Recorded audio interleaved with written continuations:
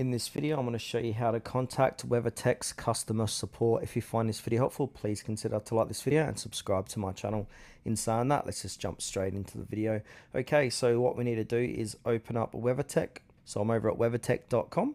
Now, the easiest way to reach their customer support is I suggest you scroll down, and in the website's footer, they've got a few different numbers you can call. So you can give that number a call, that one, or you can email this here. Also, they got a little chat box, the bottom right hand corner of the screen, and you can just ask them, or say start a conversation, click on message us and say, hey, I'd like to speak to your customer support team, and they'll go ahead and redirect you to a rep. But make sure to contact them during opening hours. So they state it here, so Friday 8 a.m. to 7 p.m. CST, and Saturday to Sunday 8 a.m. to 5 p.m. CST, and their chat hours are a bit different as well. So Monday to Friday 9 a.m. to 7 p.m. CST.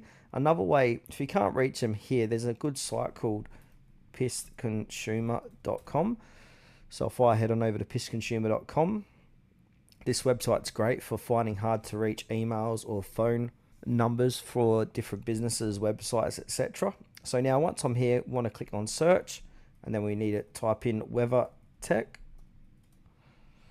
There it is there, 700 reviews. Now from here, we're just going to scroll down and we're going to see a few tabs here. So you've got reviews, about, contacts, Q&A. Click onto contacts, an ad might appear, just click out of the ad.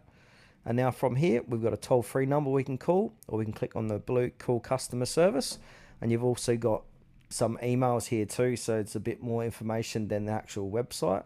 So we can click on customer service and they'll redirect us to our emails to send them direct email, or you got another email line here as well. So yeah, you got multiple ways how to reach Weathertech.